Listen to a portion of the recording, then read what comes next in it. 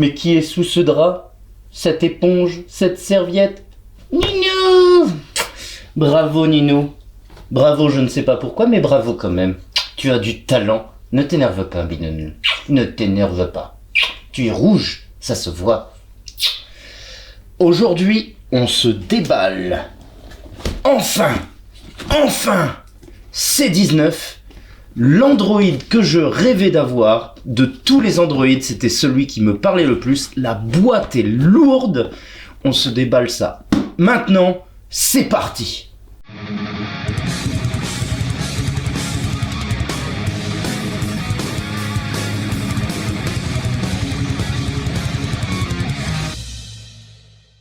Salutations, c'est le pirate et Malaika. Bienvenue à bord de notre chaîne et aujourd'hui, on se déballe enfin. Pourquoi je dis enfin? Alors, j'ai commandé tous les Android chez GlobalFreaks. Je vais poser la boîte là parce qu'elle est lourde.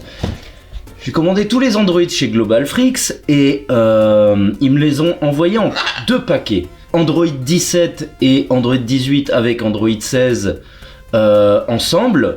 On les a déballés sur la chaîne, donc vous pouvez toujours aller voir pour les retardataires. Et ils m'ont envoyé un deuxième colis avec Dr Gero et C19. J'attends, ils ont expédié ça le 29 décembre.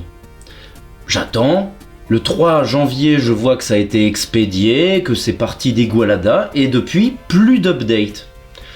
La semaine dernière, il y a 2 semaines, je contacte GlobalFreaks, je leur dis bon écoutez les gars, mon colis d'habitude ça arrive en 10 jours en Bulgarie, là il se passe quoi? Et donc du coup ils me disent ah mais non mais des fois il y a des retards, blablabla, on perd du temps. Je contacte Correos, donc la poste espagnole, ils me sortent votre colis il est en Belgique là, il est en transfert. Je dis mais ça passe jamais par la Belgique pour aller en Bulgarie. Je contacte la poste belge qui me répond un vrai sketch en me disant mais écoutez monsieur on peut rien vous divulguer parce que ça dépend de la poste espagnole. Donc je dis vous devez, en fait en gros je dois régler mon problème, mon paquet il est chez vous mais je dois contacter la poste espagnole. Je leur demande si mon colis est bel et bien en Belgique. Ils me disent oui, mais pas sur l'appel, sur Twitter, parce que j'ai redemandé pour voir si ça marchait. Ils voulaient rien me donner par appel. Du coup, ils me disent oui, en gros, le facteur belge était en train de chercher Sofia en Belgique. Donc compliqué alors que j'habite en Bulgarie. Du coup, je recontacte GlobalFreaks, je contacte en même temps Correos, GlobalFreaks qui n'était au courant de rien du tout de l'histoire, il a fallu que je répète, donc croyez-moi que ça m'a bien gavé.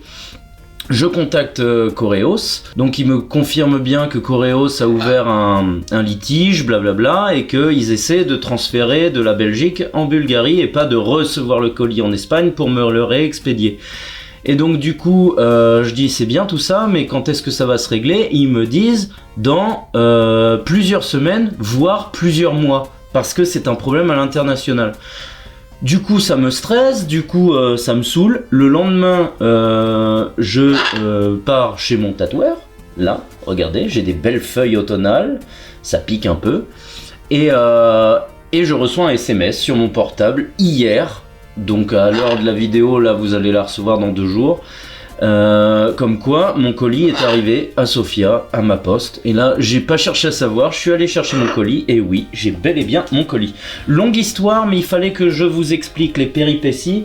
Et puis pour dire que GlobalFreaks, depuis qu'ils sont victimes de leur succès, il m'est arrivé quelques petits soucis avec eux et je trouve que ça commence un peu à fléchir. Le service après-vente est toujours bon, mais ce shop-là avec qui j'ai acheté beaucoup, même des résines chez eux, je trouve que de plus en plus il y a des petits problèmes à droite à gauche comme ça et ça commence à me gaver et ça me freine un peu mes achats chez eux. Donc tour de la boîte. Alors là, on a le beau C19 en mode poupée de porcelaine. Je le trouve vraiment, j'ai envie de dire choupi. On dirait vraiment la petite tête à claque du petit gros de ta classe que tu supportes pas. Désolé pour les petits gros. Le côté... L'autre côté, avec le Dr Gero, là j'ai fini par comprendre l'autre fois avec les Android que c'est pour dire que Dr Gero C20 n'est pas fourni dans la boîte. le derrière. On est bien sur une Masterlize Dragon Ball Z à la licence, Ichiban Show. On a fait le tour, Bandai Namco à la distribution. Voilà, belle boîte basique comme d'hab avec le dessus. Voilà. Il y a notre poteau de la chaîne Ota Jump qui aime bien quand il y a les figures sur le dessus de boîte. Il est fétichiste des dessus de boîte avec photo de figures apparemment. Avance rapide le pirate!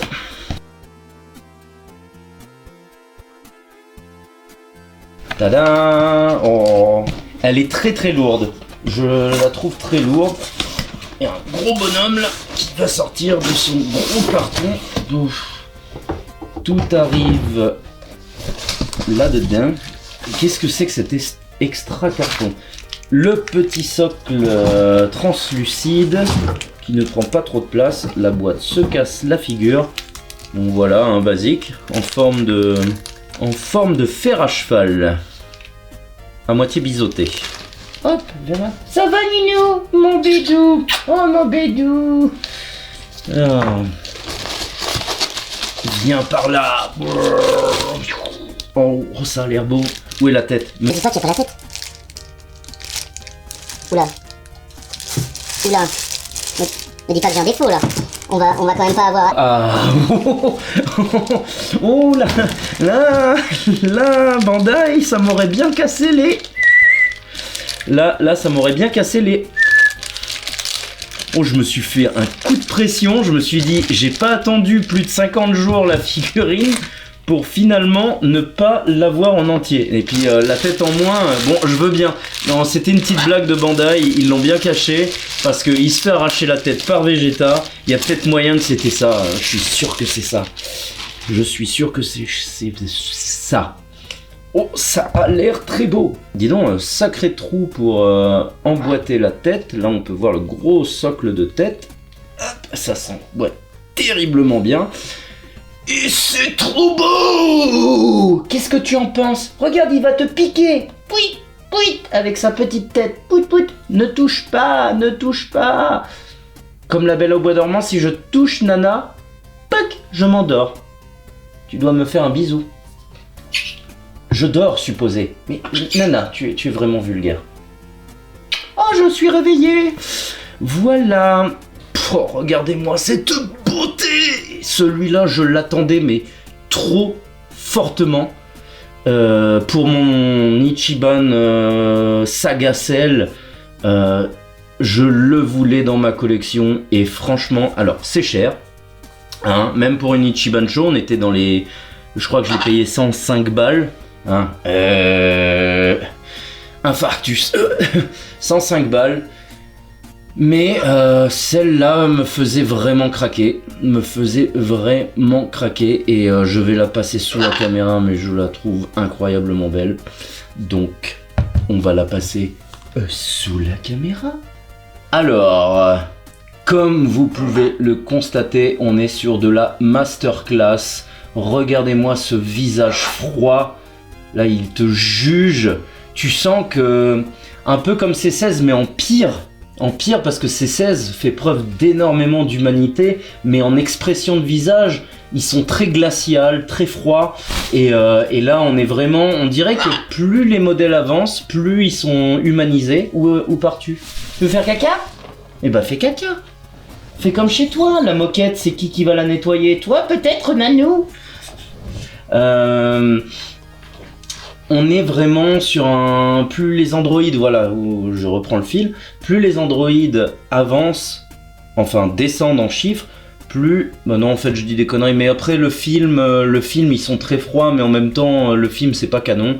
Mais en tout cas, C17, C18 sont beaucoup plus humains, quand bien même ils restent froids, mais là, on est sur le premier modèle de Docteur Gero et il est très froid, il fait très robot, très androïde et j'adore le moment où Vegeta lui explose, lui arrache sa tête là comme ça là avec les deux pieds. D'ailleurs il y a une très belle résine non officielle qui existe, qui coûte une blinde. Donc, description de la figurine. On est sur un petit chapeau orange avec pas mal de petits coups de scalpel détaillés. Que fais-tu? Tu vas pas me péter... Et va pas me péter mes figurines, là. Qu'est-ce que c'est? Que fais-tu? Que fais-tu? Ninette. Bon, enfin. Qu'est-ce que... Nana. Calme-toi. Et... Que fais-tu, enfin? Enfin, Ninou. Oh, mais c'est pas possible d'être aussi chiant. Et elle a fait caca sur la moquette. On est vraiment petit coup de scalpel, je disais. Le Red Ribbon sous un fond noir brillant. Le visage porcelaine qui, on dirait, avec les jeux de lumière, que ça fait des effets un peu bleutés, un peu noircis. C'est très joli, les petites joues là, bien potelées. Les petites boucles d'oreilles bien dorées qui remontent en l'air. Vraiment, c'est imperfect. Les épaulettes, regardez, on dirait vraiment... Là, on voit les pliures de la veste, les mains très potelées avec les petites boursouflures là que j'aime beaucoup. La jaquette, je la trouve sympa avec un petit côté cuir, jaune, patiné, blanchi, orangé sur les côtés. La petite cordelette rouge, c'est super joli. Le petit col chinois. En mode, ça fait vraiment une poupée de porcelaine à la chinoise. Bon bah pareil de l'autre côté, on est sur pareil. Le derrière un peu plus basique, mais bon la veste un peu moins de dégradé de couleur. Le petit bourrelet là du petit gros qui est plutôt grand, hein, belle figurine quand même. Le pantalon, je trouve que c'est de la masterclass. On dirait du tissu quoi. C'est vraiment sympa avec les grosses boursouflures là. Vraiment très joli, vous pouvez voir. Le hobby, on est sur du rouge avec de l'encre noircie ici et là. Je trouve ça vraiment sympa. Je vais mettre le micro plus près. Vraiment très très top. Les chaussettes avec les petites chaussures de smoking là, ça c'est super sympa. J'aime beaucoup les petits lacets en mode comment on appelle ça, les chaussures noires et blanches comme ça, pas harlequin, je dirais harlequin peut-être, je sais plus ce type de chaussures classe de ville, mais j'aime beaucoup avec les petits lacets noirs là. Mais alors le pantalon, je sais pas, ça fait vraiment ressortir la figurine avec cet esprit un peu tissu là. J'aime beaucoup, ça rend la figurine vraiment en mode masterclass quoi. Et ce visage froid, les yeux bleus qui te regardent de côté, je perds mon souffle, c'est vraiment très sympa. C'est un 20 sur 20 pour moi. La figurine, elle fait bien elle fait pas loin de 30 cm, hein. Elle est vraiment grande, imposante, grosse, vraiment très très belle figurine. Voilà ce que je peux dire de C19. Il tient debout tout seul et ça c'est top, franchement. Et en plus il tient bien debout, là pour le coup vous pouvez y aller. Bon moi je mettrai quand même le socle parce que je suis parano avec mes animaux. Et il se donne à cœur joie de me descendre mes figurines. Voilà. Bon je sais pas si de l'autre côté on verra plus tard. En tout cas si je vous conseille ce magnifique C19, un grand oui. Je suis pas spécialement fan du personnage, c'est pas un personnage de ouf. Mais ça rappelle quand même un moment de Vegeta où là tu te dis Vegeta qui a enfin atteint le SSJ, le niveau SSJ, il est sûr de lui, il retrouve ce truc de c'est moi Vegeta, il retrouve ce côté prétentieux à dire vas-y je vais t'éclater tout le monde, donc je valide 100%. Et puis cette figurine, si vous aimez la saga Cell, emblématique, et puis au moins vous aurez tous les androïdes. Franchement il vaut pas son prix, comme toutes les Ichiban Kuji ne valent pas leur prix, mais voilà, coup de cœur, craquage, je voulais absolument l'avoir dans ma collection. Tiens Nana, cacahuète de la victoire, quand bien même tu as chié sur la moquette. Voilà ce que je peux dire sur C19. N'hésitez pas de nous suivre sur les réseaux sociaux comme Instagram, Facebook, Twitter, TikTok et Utip pour nous soutenir, moi et Malaika.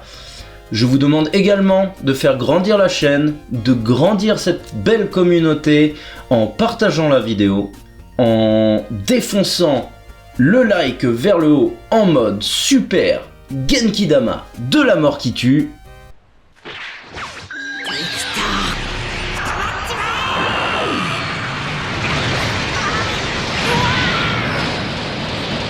Quant à moi, quant à nous, on vous retrouve très prochainement pour un nouvel unboxing qui se trouve ici. Je vous dis à très prochainement. Salut, c'était le pirate. Et petite nana qui n'a pas fini sa cacahuète, Viola Bidenail. Je te pique, tu me piques, je te pique et tu me piqueras. Voilà, voilà. Waouh! Si je casse tout, Voilà, petite nana. Voilà.